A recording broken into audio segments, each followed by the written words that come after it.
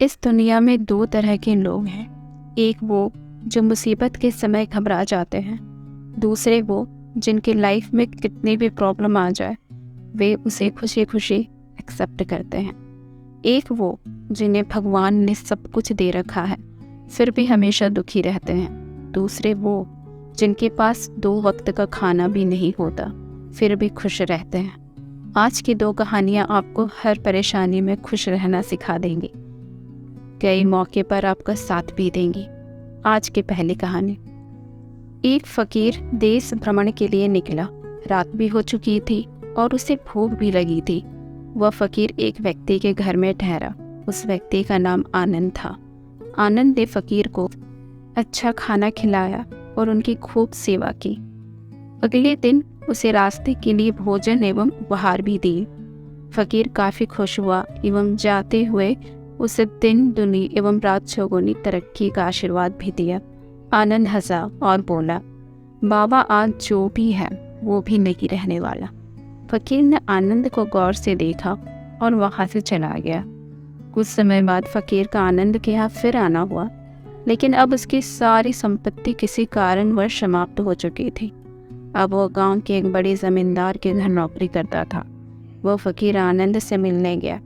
आनंद ने गरीबी में भी फकीर का उसी गर्मजोशी से स्वागत किया। दूसरे दिन विदा लेते हुए फकीर आंखों में आंसू लिए बोला, हे ईश्वर, ये तूने क्या किया? आनंद हंसा और बोला, बाबा दुखी मत हो, हमें भगवान की मर्जी का सम्मान करना चाहिए। और तो और ये दिन भी बीत जाएंगे। फकीर ने आनंद की तरफ देखा और सोचा, मैं तो सिर्फ नाम का फकीर हूँ। सच्चा फकीर तो ये इंसान है जिसका सब कुछ चला गया फिर भी ईश्वर को धन्यवाद दिए जा रहा है। दिन ऐसे ही गुजरते गए। फकीर का फिर से आना हुआ, लेकिन इस बार आनंद जमींदारों का जमींदार बन चुका था, क्योंकि जिस अमीर जमींदार के घर वो नौकरी किया करता था उसकी कोई संतान नहीं थी। इसलिए मरते समय उसने अपनी सारी संपत्ति आनंद के नाम कर दी थी। फकीर ने आनंद को दुआएं देते हुए कहा, बस तू ऐसा ही बना रह। आनंद फकीर की बातों से फिर हंसा और बोला, बाबा ये दिन भी बीत जाएंगे। आज जो मेरा है वो सब कुछ कल किसी और का हो जाएगा। फकीर ने पूछा, मतलब? आनंद ने कहा, या तो ये सब चला जाएगा या इसको अपना मानने वाला चला जाएगा। ये कुछ भी शाश्वत नहीं है। अगर कुछ शाश्वत है तो वो है हमारी आत्मा, हमारा सुकून, मन की शांति। फकीर ने आनंद की बातें गौर से सुनी और वहाँ से चला गया। कुछ सालों बाद फकीर उसी गांव से गुजरा। उसने देखा आनंद का वो बंगला तो है, पर आज आनंद नहीं है। वो बंगला किसी और का हो चुका है। वो फकीर मन ही मन सोचने लगा, इंसान जिंदगी भर उन चीज़ों को बटोरने में लगा रहता है जहाँ ना शांति है ना ही सुकून।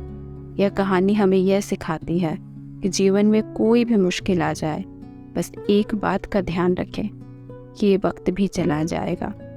हमेशा अंधेरी रात के बाद सूरज की किरणें ज़रूर आती हैं। आज की दूसरी कहानी। एक चिड़िया ने खेत में घोंसला बनाया और उसमें अंडे दिए। कुछ समय के बाद उन अंडों से बच्चे निकले। चिड़िया बच्चों को अकेला छोड़कर दाना चुगने निकलती। चिड़िया जब लौट कर आती अपने बच्चों के लिए दाना भी लाती, जिससे बच्चे खाकर बहुत खुश होते।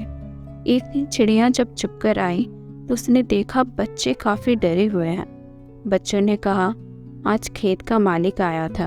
वह कह रहा था फसल पक चुकी है, कल वो अपने बेटों से फसल की कटाई के लिए कहेगा। ऐसे में तो हमारा घोंसला टूट जाएगा, फिर हम कहाँ रहेंगे? चिड़िया ने कहा, फिक्र मत करो, अभी फसल नहीं कटेंगे। अगले दिन सच में कुछ नहीं हुआ।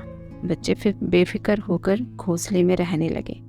एक हफ्ते के बाद चिड़िया को बच्चे फिर से डरे हुए मिले।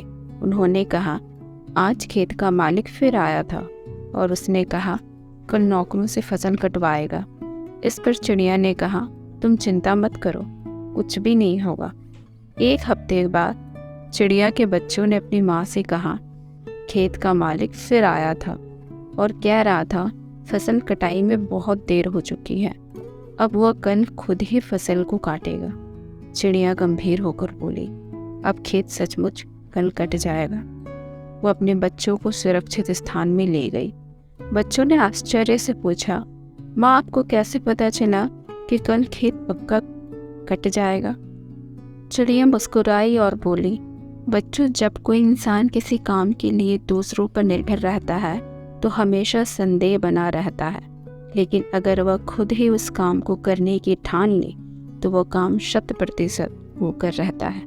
यह कहानी हमें यह शिक्षा देती है, यदि हम किसी कार्य के लिए दूसरों पर निर्भर रहते हैं तो टाल मटोल की ही संभावना रहती है, लेकिन जिस दिन हम अपने काम में खुद जुट जाते हैं तो वह काम होकर ही रहता है।